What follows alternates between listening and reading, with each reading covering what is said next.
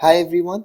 In the previous video, we left off saying that the language that I have here, a to the power n, b to the power n, where n is greater than or equal to 0, is not regular, and even if you did try, I'm sure you were not able to come up with a regular expression or an automaton which corresponds to this language. So what we are going to do now is we are going to look at a completely different class of languages. So what I'll do is I'm going to say that in this language I can have an expression E, and the expression E can turn into A, E and B. That's what this E can turn into. And the other option that I have is that E can turn into epsilon, which is the empty string. So whenever you give me an n, so let's say you give me n is equal to 3, so I need A, B, B, B. What I do is I apply this rule right here 3 times. So when I first applied, the symbol that I'm starting off with is, so let me just mark this as the target. So this is my target right here, and what I'm starting off with is E. In the next step, what happens is I get an A, E, B by applying this rule right here, and the next step that I perform is I again turn the central E into an AEB, so I get AAEBB. The next step that I perform after this is change the E again to AEB, so I do AAEBBB. This is what I get, and finally I change E to epsilon using this second rule right here. So what I get is AAA. Of course, I'm not going to write epsilon in my string, so I get AAABBB, which is my target. So I have applied these rules, these two rules, to get the string AAABBB. And if you look at this, I'm never going to be able to start with an E and get to something like ABB.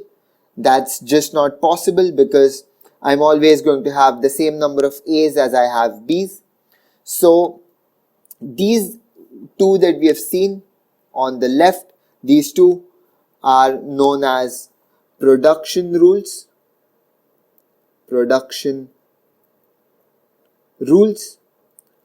Because this is how we produce our strings in the language. So these are known as production rules, and my E is known as a non-terminal symbol because E can actually turn into something else. E can turn into AEB, or E can turn into epsilon.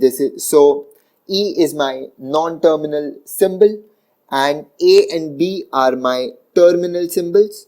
So those are known as terminal symbols, and this entire formulation where I have production rules, where I have terminal and non-terminal symbols, is known as a context-free grammar. And let's first justify the name context-free grammar. So it's called context-free because we can actually apply any of these rules at any step. So let me just write it down.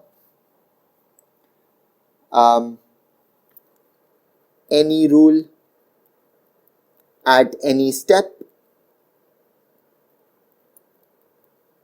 So I don't need any context. I don't need to look at the other symbols in the string. I don't need to look at where I came from.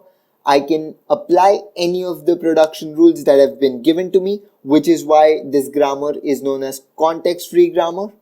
So what we'll be doing in subsequent videos is we'll be looking at context-free grammars. We'll be looking at the formal definition in the next video. So we'll do that, and then we'll move on to looking at push-down automata, which correspond to context-free grammars.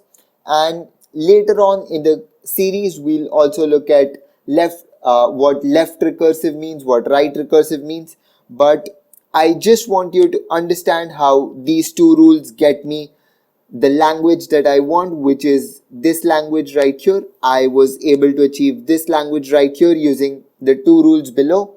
So this is what context-free grammars allow me to do, which is beyond what regular languages allow me to do.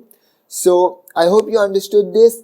I'll see you next time where we'll formally define context-free grammars. So see you there.